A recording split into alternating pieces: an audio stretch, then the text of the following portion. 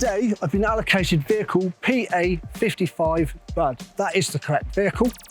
So as I'm approaching the vehicle, I'm looking. We've got nice level tarmac here. What I'm looking for is to see, is the vehicle sitting level?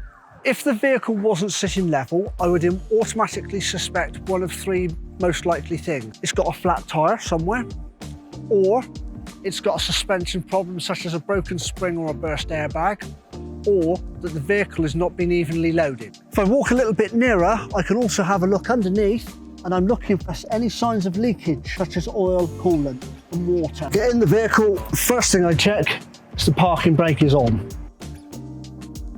I'm going to start a vehicle check. I'm going to work systematically around the vehicle. As I'm starting from the driver's door, it makes sense to finish at the driver's door and do a complete 360-degree check. So starting off from the driver's door then, whilst this door is shut, I'm making sure that the body panels line up properly, there are no gaps. Mirror arms firmly attached, the mirrors are clean and properly adjusted. The windows are clean, free from obstructions to my view. The steps are all in good condition. And tyres. The tyres must have at least 1 millimetre of tread over at least 3/4 of the tread area in a continuous band around the circumference of the tyre. There should be no splits, cuts, bulges or embedded objects such as screws and nails. The wheel nuts all need to be checked. This is only a check by hand. If I detect any movement at all by hand, then I would have to refer the vehicle to the workshop to have it thoroughly checked. Likewise with the tyre pressures. As a driver, I'm just doing a visual check, but if I suspected anything wasn't as it should be, I would refer it to the workshop. So I'm going to move along the vehicle a little bit now. We have an indicator repeater here that needs to be clean. Looking at the condition of the bodywork, we have some spray suppression here. It needs to be firmly attached to do its job properly. And a general look at the condition of the bodywork. There should be no sharp edges, nothing sticking out, no signs of obvious damage. The exhaust system, I'll come back and have a look for signs of excessive smoking. For now, I'm just checking that it's physically attached and nothing loose. This is my AdBlue tank. I need to check that the cap is on properly. The side rails here are held in place by these securing pins. I need to make sure that all of the securing pins are properly located with the R-clips through them and that the rail is in proper position and undamaged. Again, no sharp edges protruding anywhere. The diesel tank, check that the filler cap is on properly, no signs of leakage, and a look at the tank straps as well. These can sometimes crack and fail. All that appears to be good. Whilst I'm down at this level, I'm also going to be looking at the bolts that should secure the body to the chassis of the truck. From here I can see 3/4 of the length of the body. All the bolts appear to be incorrectly. Moving back a little further, I've got twin wheels here now. This is where I need to be particularly careful. If I had a puncture on the front tyre, it would be quite obvious because that corner of the vehicle would drop down. But where I've got twin wheels, if I've got a puncture in one, if the vehicle's not loaded, the other remaining tyre will hold it up in place. To look carefully at the size of the contact patch, which is the area of the tyre that is in contact with the road. If the vehicle's heavily loaded or the tyre's underinflated, the contact patch will be bigger. First of all, I need to have a good look at the condition of the tyres. The same rules apply to all the tyres. Also looking where I've got twin wheels for signs of anything wedged in between. If the sidewalls of both tyres are in contact, this is known as kissing. If the tyres are kissing, then that again suggests that either they're overloaded or underinflated. With the inner tyre, I'll squat down and push on the sidewall. If the sidewall of the inner tyre moves more than a couple of millimetres, then I have to suspect that the tyre's not correctly inflated. So if I had any doubts about the pressure, I would have to refer it to the workshop. Moving back to the wheel nuts now, again, visually and manually check all of the wheel nuts are tight. There is a sign or an indication that a wheel nut may be coming loose.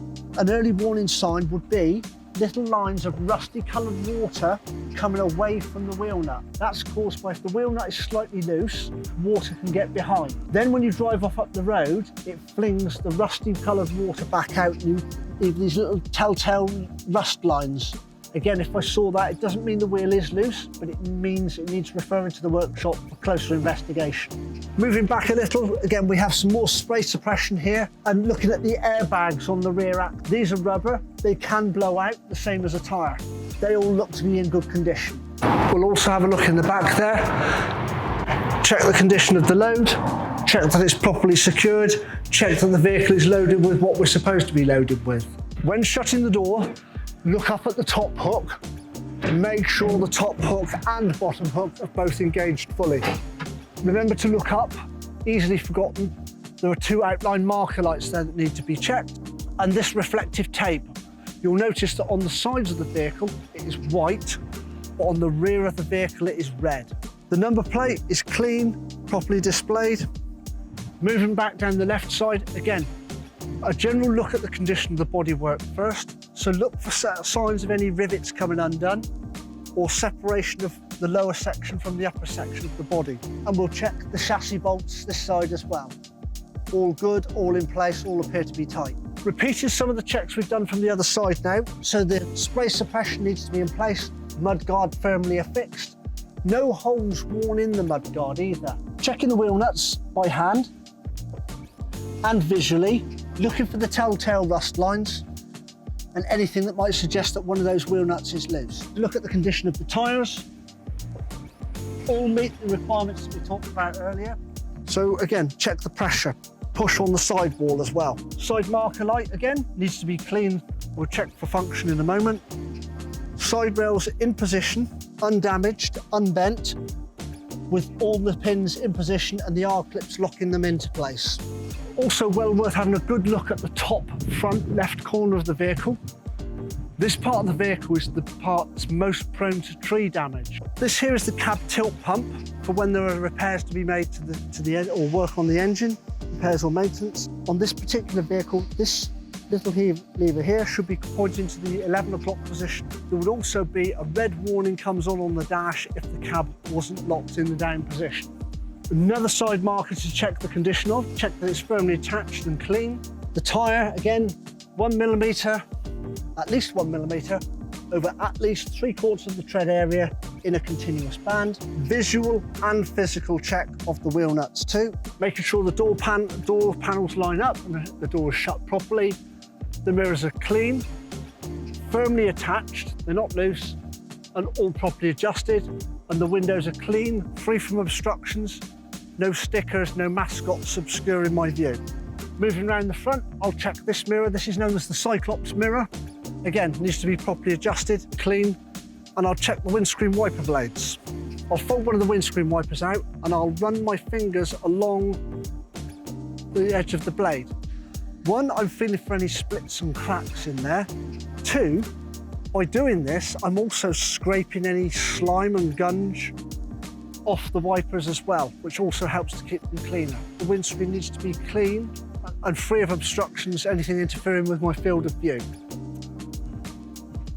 The lights, obviously the lenses need to be there and intact, undamaged, and the front number plate properly affixed. That is our exterior walk-round check. Before starting the engine, I need to check the water level or coolant level and the oil level. Having completed most of my vehicle checks from the outside, I still need to do a light check, but I'm going to move on to checks that are done from within the cab. I check all the warning lights come on. They should, after a few seconds, all go off, apart from the battery warning light, seatbelt warning, parking brake, and down the bottom here we have engine management light flashing. Then check the gauges, such as oil pressure, engine temperature, fuel, and air pressure, and AdBlue. Oil level on this vehicle is checked on the display. So I enter the menu and scroll down until I get to vehicle data.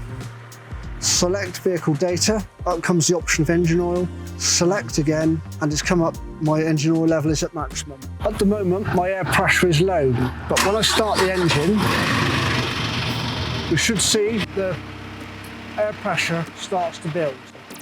And the red air pressure warning lights should go out. And you should see the gauges climbing. It's also important I know the overall height of my vehicle, which is clearly displayed in a position visible from the driver's seat. As I have a driver's mate today, I'm going to ask Scott here to help me check the brake lights and reverse lights. Moving around the near side of the vehicle, we have a document displayed here known as a VTG6 or plate. The key information on this document is it shows us the maximum gross weight and maximum axle weights. So I'm now just going to perform a mini brake test. I'm just going to pull forward and, not an emergency stop, apply the brakes firmly and feel that the vehicle is stopping properly and it's not pulling to either side or any juddering around abnormalities.